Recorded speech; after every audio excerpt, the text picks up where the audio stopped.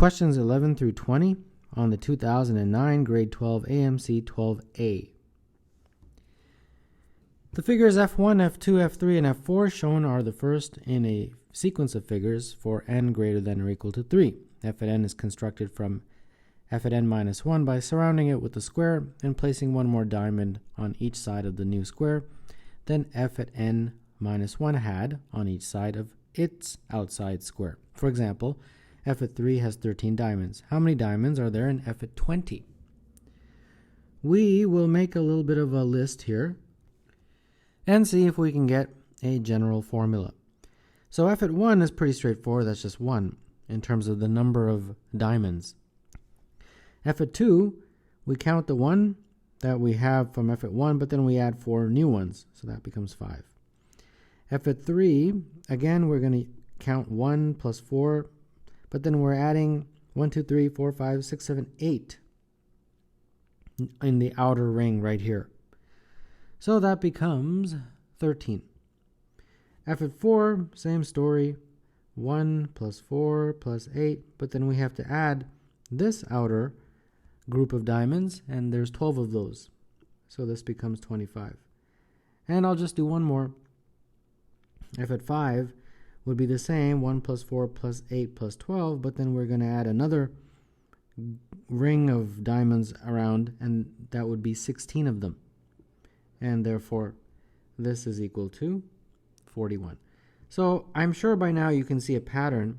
F at n will be 1 plus 4 plus 8 plus 12 plus 16, blah, dot, dot, dot, all the way up until 4n minus 1. So what did they want us to figure out? F at 20. So F at 20 is going to be 1 plus 4 plus 8 plus 12 plus 16, dot, dot, dot, all the way until 4 times n minus 1, n is 20, so 4 times 19, like that. This, if you factor out a 4, becomes 1 plus 2 plus 3 plus 4, all the way up until 19. This becomes 1 plus 4, and if you add all these up, it's 19 times 20 divided by 2. And this is going to be 1 plus 4, 19 times 10, which is 190. And this is going to be 760 plus 1, which is 761. So number 11, the answer is E. How many positive integers less than 1,000 are 6 times the sum of their digits? Well, I don't think there's any single digit number that works, so let's try double digits. Let's try integer of the form AB. And we are saying that it's equal to 6 times A plus B. But what is AB? It's really just 10A plus B, right? So it's 6A plus 6B. Subtracting, we get 4A is equal to 5B. So if A is equal to 5 and B is equal to 4, this will work. This will basically give us 54 as our AB. And 54 is indeed 6 times 5 plus 4. 6 times 9 is 54. So we got 1. Now, let's see if we can get any more. We will have to now try 3-digit. So 3-digit would be of the form ABC like this. And this is going to be equivalent to 6 times A plus B plus C as the condition of the question. So this is really just 100A plus 10B plus C is equal to 6A plus 6B plus 6C. Putting everything on one side, you get 94A is equal to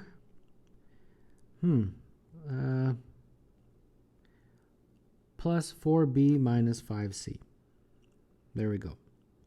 Now you say, well, am I going to have to plug in numbers for this whole thing? Well, a little bit of a trick.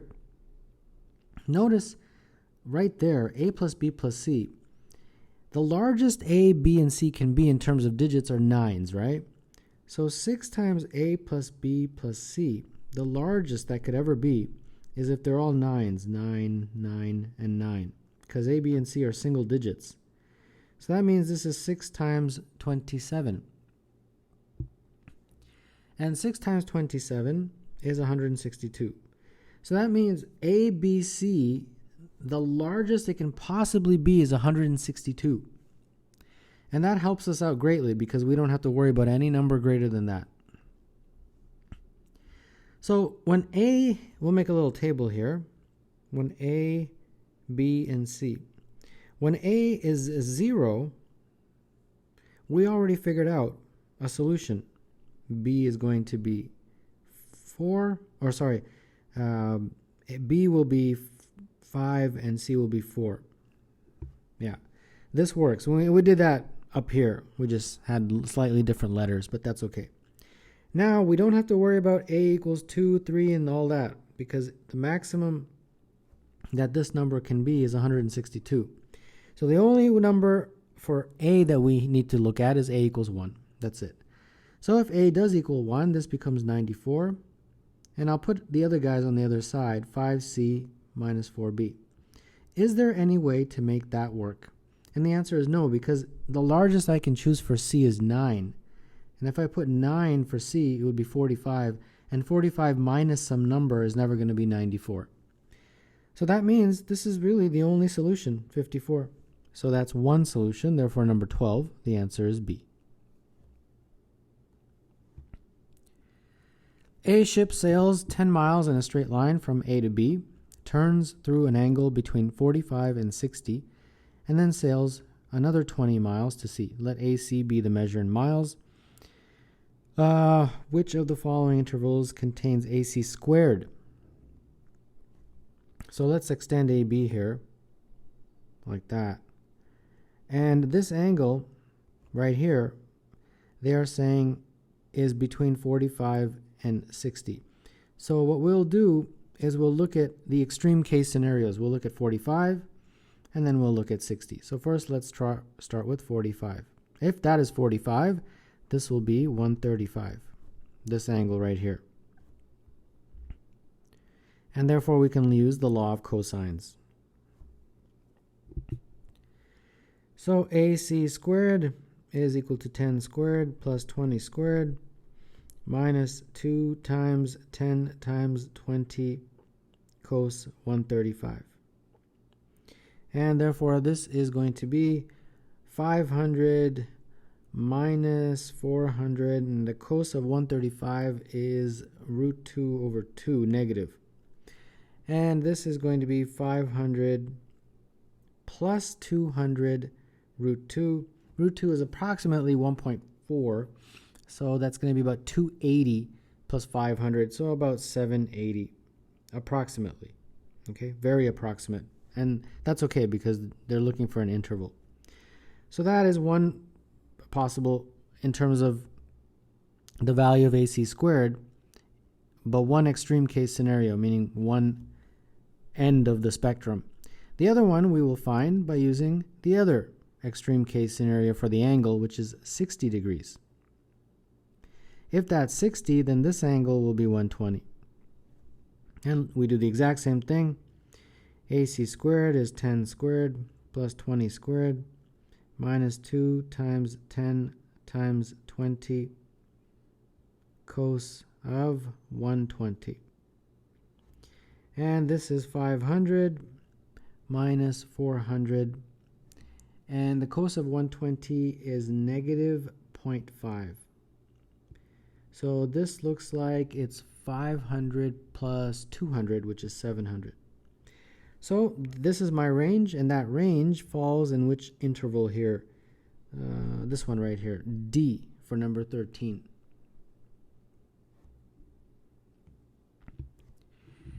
A triangle has vertices 0, 0, 1, 1, and 6m, 0, and the line y equals mx divides the triangle into two triangles of equal area. What is the sum of all possible values of m? Let's draw a little diagram and try to further understand this question. So our vertices 0, 0, so that's right here, then 1, 1, approximately here, let's say, and then 6m I have no idea where 6m is, so I'm just going to put it right here. So let's label this. This is 0, 0. This is 1, 1. And this is 6m and 0. And they are saying that there's a triangle that connects these three vertices. And then there is a line that they are calling y equals mx, that when you draw it, it cuts this exactly in half. So something like that. Okay? It cuts the area of that triangle in half. So how do we proceed? Well, let's just label this. This is y equals mx. That's it. No b. So the first thing I need to do is figure out the total area of this triangle, and this will represent my height. So the area of this triangle is 1/2 base times height. The base is from here to here, which is 6m.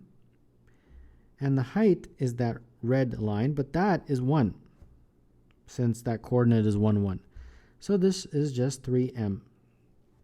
Now, the area of half of that, obviously, half of a will be 3m over 2. And that half will represent, let's say, this half of the triangle. So in a very similar way, I'd like to get the area of that, and I'll draw an altitude there. That represents my height of this smaller triangle. I'll just call it h, like this.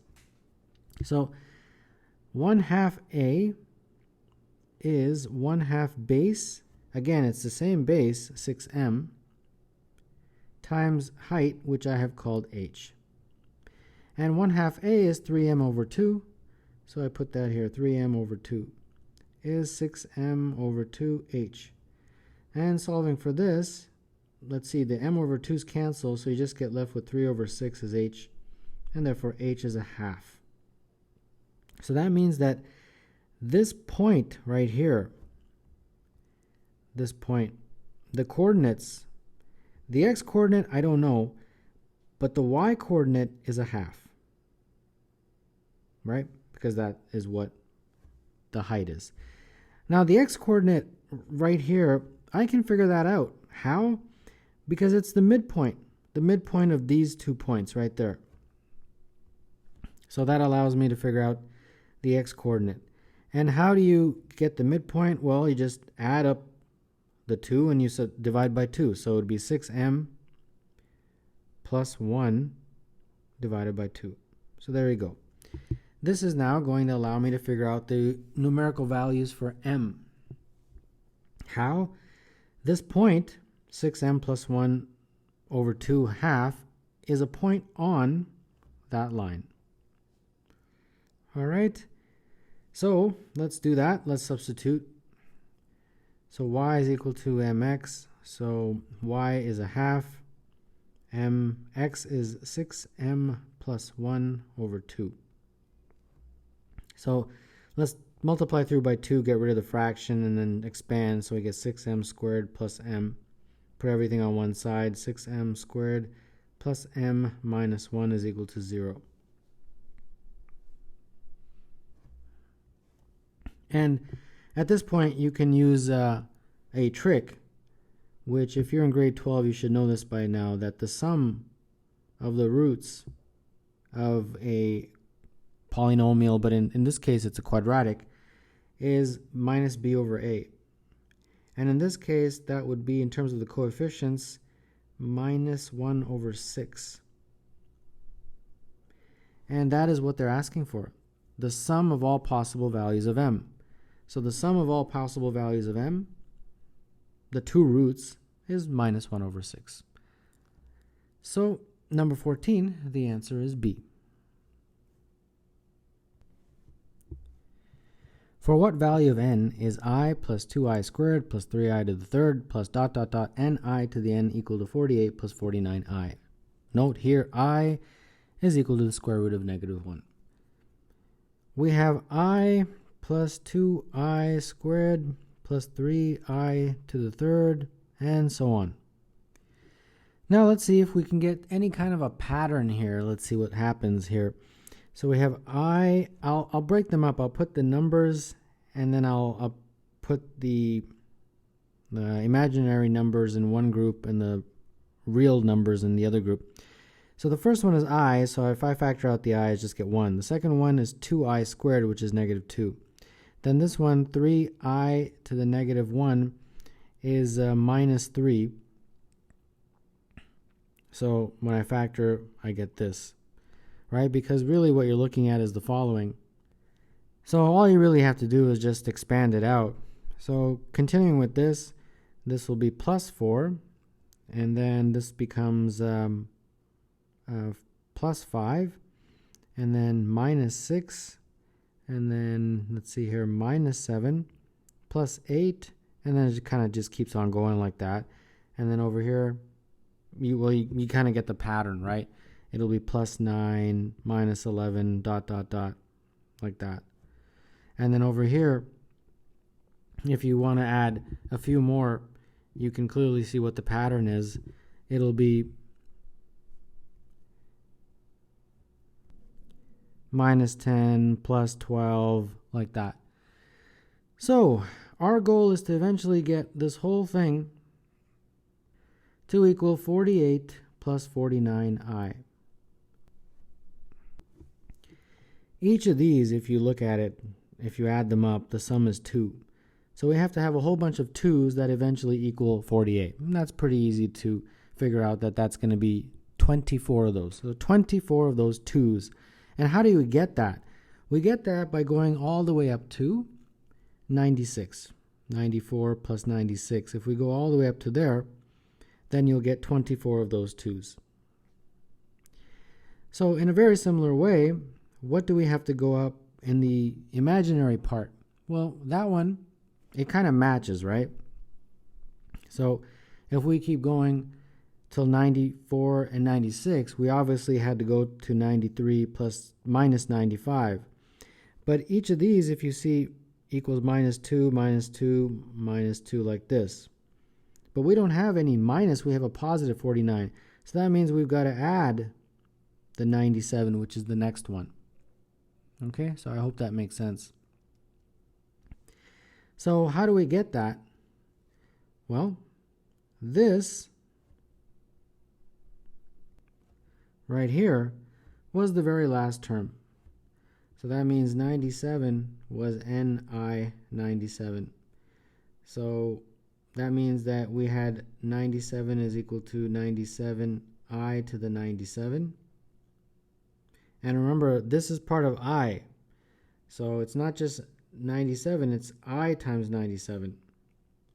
And this all matches up because I to the 97 is I times I to the 96. And I to the 96 is just negative 1 to the power of 48, which is just equal to 1. So this just becomes 97i. So it just takes a little bit of playing around and mixing and matching to get the answer to this question, which is D.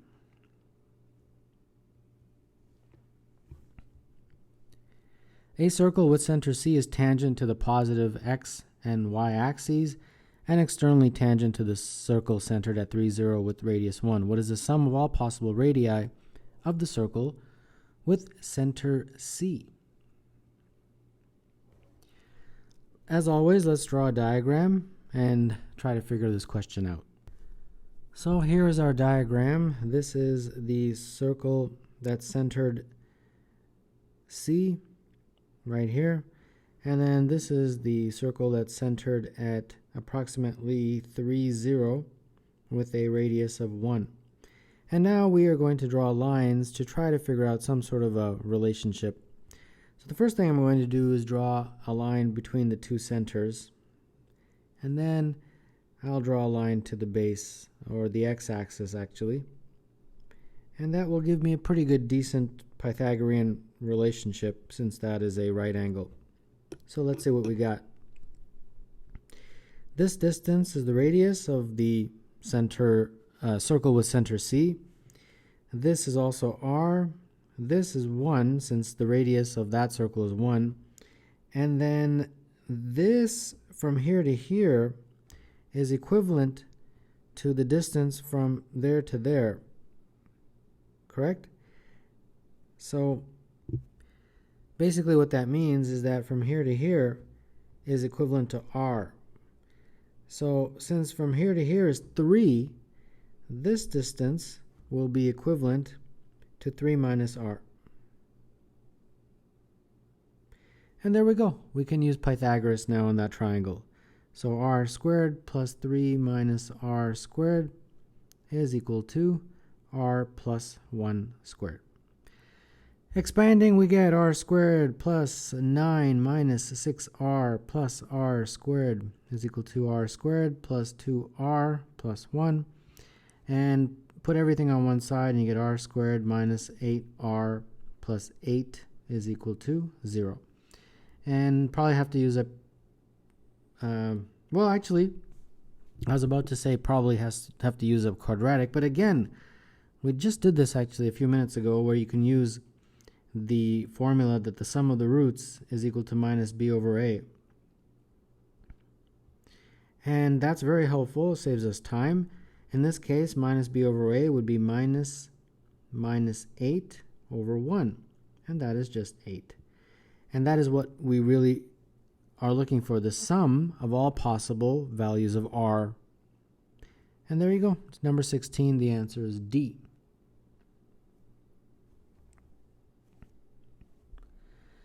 Let a plus ar1 plus ar1 squared plus ar1 to the power 3 plus dot dot dot and ar2 plus ar2 squared plus ar3 squared, ar2 to the power 3, I should say, be two different infinite geometric series of positive numbers with the same first term. The sum of the first series is r1, the sum of the second series is r2. What is r1 plus r2?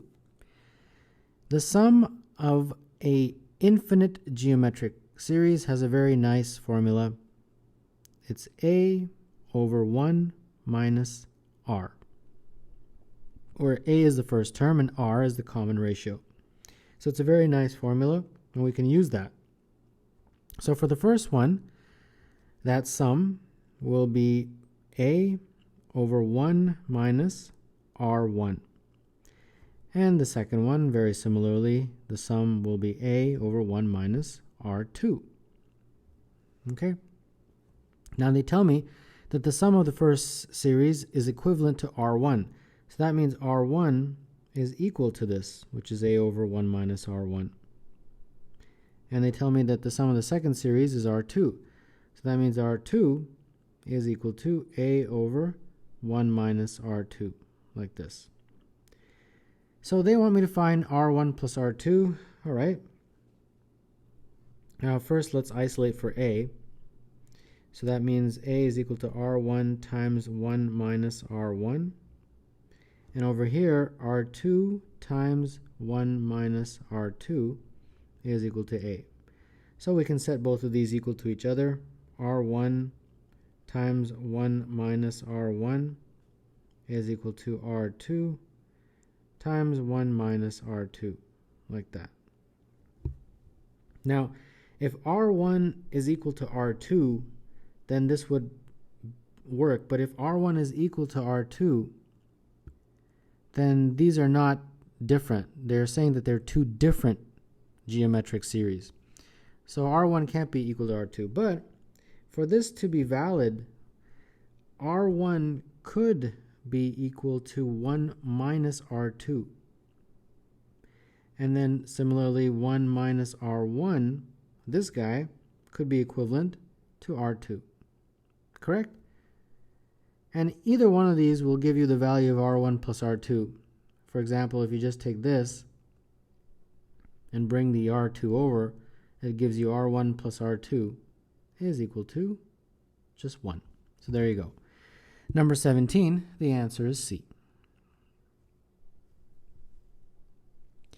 For k greater than 0, let ik be 1, 0, dot, dot, dot, 0, 6, 4, where there are k zeros between the 1 and the 6. Let nk be the number of factors of 2 in the prime factorization of ik. What is the maximum value of nk? Well, let's just look at the number 64. how many times can I divide 64 by 2? Essentially, how many factors of 2? Well, it can be divided once to give 32. Once again to give 16, then once again to get 8, then 4, then 2, and then 1.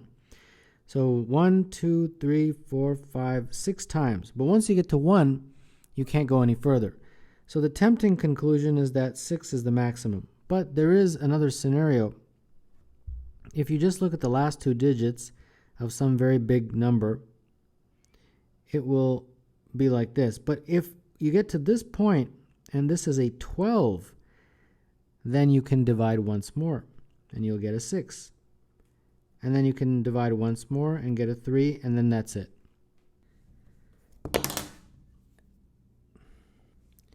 And this would result in 1, 2, 3, 4, 5, 6, 7 factors of 2. And you can see that a number that gives you 7 factors is 1,000,064. You can try it out.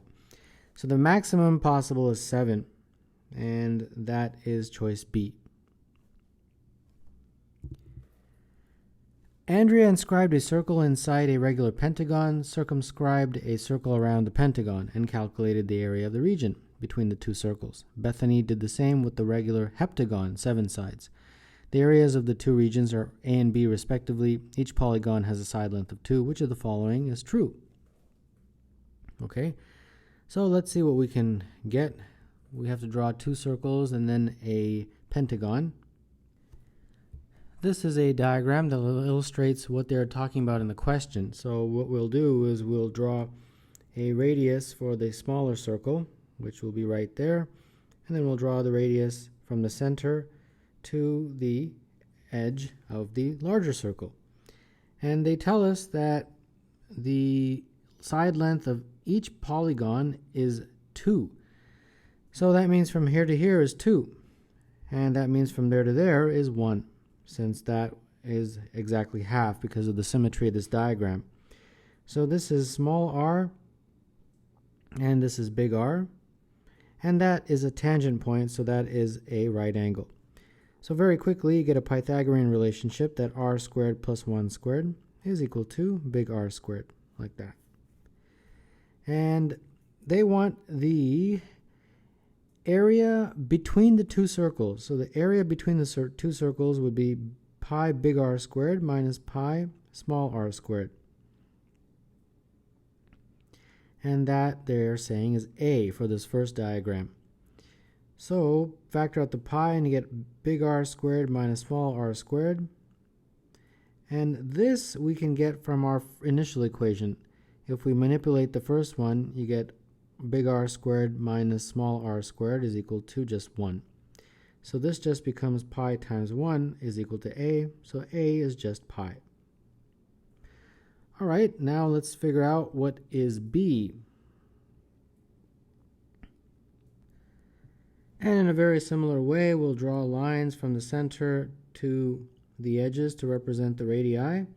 And there we go. And again, this is 2, since the edge length is 2, and therefore this is equal to 1. And this is small r, and this is big R. So again, we get the exact same Pythagorean relationship, since that is a right angle, and that is that r squared plus 1 squared is equal to r squared, big R squared. And the area between those 2 circles here is the exact same, pi big R squared minus pi small r squared. Factor out the pi and you get r squared minus small r squared. And this, if you manipulate this top equation, is really just equivalent to 1. So again, this, which is B this time, is again equal to pi. So that basically means that A is equal to B. So number 19, the answer is C. Convex quadrilateral ABCD has AB equal to 9 and CD equals 12. Diagonals AC and BD intersect at E. AC is 14. AED and BEC have equal areas. What is AE? Convex quadrilateral ABCD has AB equal to 9 and CD equal to 12. Diagonals AC and BD intersect at E. AC is equal to 14, and triangles AED and BEC have equal areas. What is AE? So first, let's draw a diagram.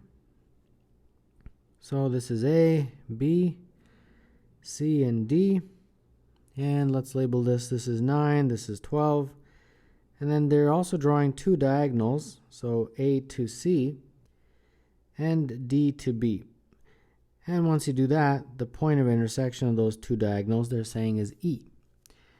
And they tell us in the question that AED, that triangle, is equal in area to triangle BEC. If that is true, which it is, that means that triangle ACD will be equivalent in area to triangle BCD, because both of those triangles share ECD. So that means that AB must be parallel to DC, right? That's the only way that can be true, that these two are equal. Because if you draw a height from A down to the base and then draw another height from B down to the base, those two must be equivalent.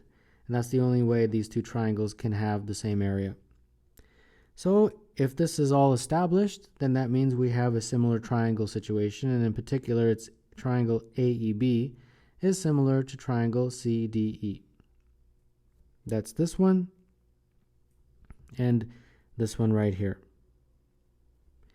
So that means AB over AE is equal to DC over EC, like that. So AB is 9 and AE, we don't know. That's actually what we have to figure out. And DC is 12 and EC we don't know. Rearranging this, we get 9 over 12 is equal to AE over EC, and therefore AE over EC is equal to 3 over 4. So what I can do is I can label AE 3x, and I can label EC 4x, since their ratio is 3 over 4. So that means that 3x plus 4x is equal to AC, and AC is equal to 14.